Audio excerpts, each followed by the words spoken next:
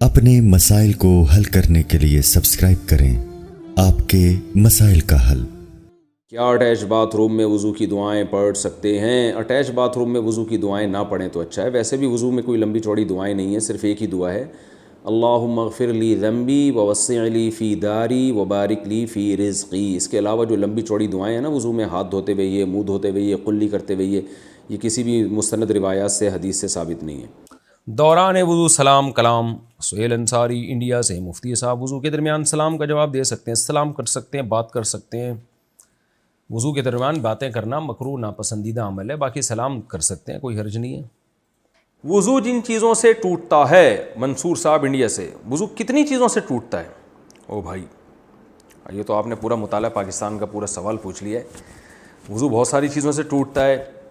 پیشاب کے راستے سے پیشاب کا قطرہ نکل جائے، منی نکل جائے، مزی نکل جائے، کوئی بھی گندگی پیشاب کے راستے سے نکلے گی اس سے وضو ٹوٹے گا۔ قضائے حاجت کرنے سے وضو ٹوٹتا ہے، ہوا خارج ہو جائے اس سے وضو ٹوٹتا ہے۔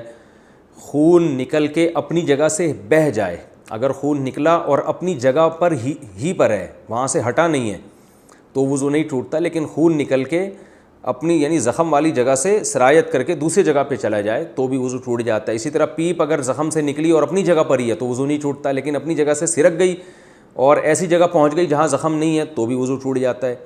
پٹی اگر آپ نے باندھی ہوئی ہے زخم کے اوپر تو پٹی کے اوپر جتنا بھی خون بہے گا اس سے وضو نہیں ٹوٹے گا، لیکن پٹی سے صاف جگہ پہ اگر وہ چلا جائے گا تو وضو ٹوٹ جائے گا۔ تو یعنی خون نکل کے بہہ جائے گا یا پیپ نکل کے بہہ جائے گی تو وضو ٹوٹے گا۔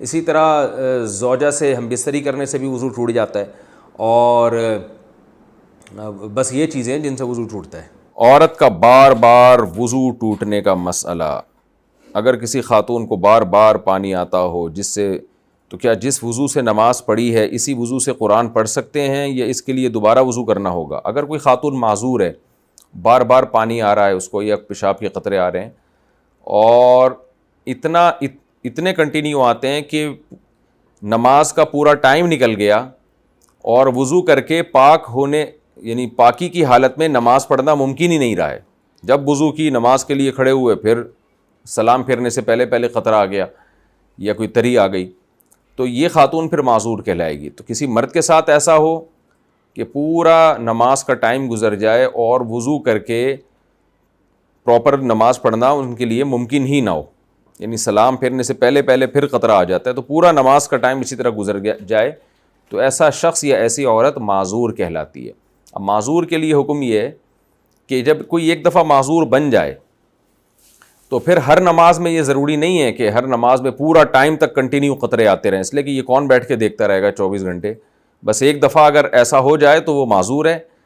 پھر معذور کا حکم کیا ہے کہ پھر ہر نماز کے لیے جب بھی وقت داخل ہوگا نا، آپ نے ایک وضو کر لینا ہے، پھر اس وضو سے جتنی چاہیں نمازیں پڑھیں، تلاوت کریں۔ ہر نماز یا ہر تلاوت کے لیے الگ سے وضو کرنا ضروری نہیں ہے، بس اس ٹائم میں ایک وضو کافی ہے۔ پھر جب ٹائم گزر جائے گا، دوسرا ٹائم جب آئے گا نماز کا تو پھر دوسرا وضو کریں۔